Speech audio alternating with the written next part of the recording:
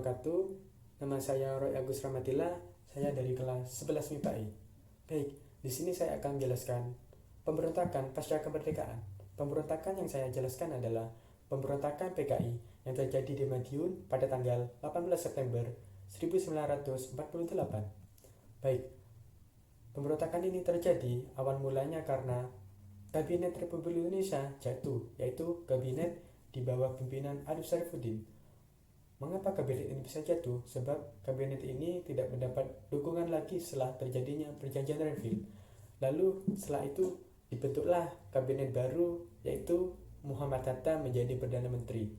Namun Arif Saifuddin serta kelompok-kelompok sayap kirinya tidak terima akan kejadian tersebut. Lalu Arif Saifuddin serta anggota PKI membuat rencana akan melakukan pemberontakan terhadap pemerintah Indonesia. Bertepatan dengan itu datanglah musuh. Siapa musuh? Musuh adalah salah satu pimpinan PKI terdahulu yang pergi ke Uni Soviet atau sekarang bernama Rusia, yaitu negara komunis. Musuh pergi ke Uni Soviet untuk menimba ilmu, memperdalam ilmunya tentang komunis. Lalu ia kembali lagi ke Indonesia untuk menjalankan misinya, yaitu membuat negara Indonesia ini menjadi negara yang komunis. Lalu musuh pun ketika kembali diangkat lagi menjadi pimpinan PKI. Lalu Arif Saifuddin dengan musuh serta anggota PKI yang lainnya pun membuat rencana akan melakukan pemberontakan terhadap pemerintah Indonesia.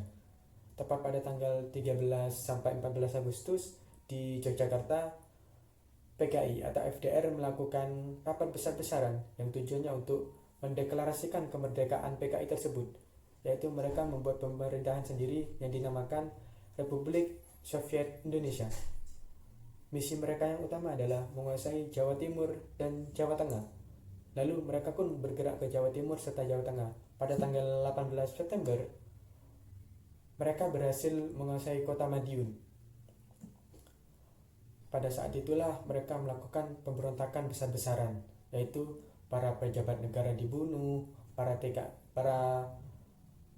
kiai dibunuh, para dokter pro kemerdekaan dibunuh, serta para rakyat yang tidak mau ikut dengan mereka pun dikubur hidup-hidup.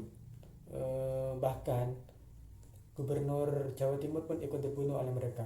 Mendengar hal tersebut, Presiden Insinyur Soekarno tidak hanya diam. Presiden menggerakkan seluruh anggota TNI serta anggota Polri untuk memukul rata mereka.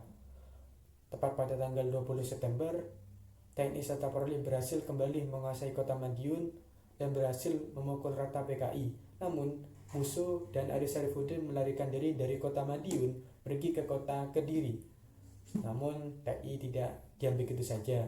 TNI serta Polri berhasil menangkap serta menembak mati musuh dan berhasil menangkap Arif Saifuddin hidup-hidup. Lalu Arif Saifuddin pun dibawa ke penjara untuk diintegrasi dan diberi hukuman. Lalu setelah TNI dan Polri berhasil menguasai kota Madiun pun berhasil menjadi kondusif dan aman kembali. Itu yang bisa saya jelaskan tentang pemberontakan PKI yang terjadi di kota Madiun pada tanggal 18 September 1948. Kurang lebihnya mohon maaf. Wassalamualaikum warahmatullahi wabarakatuh.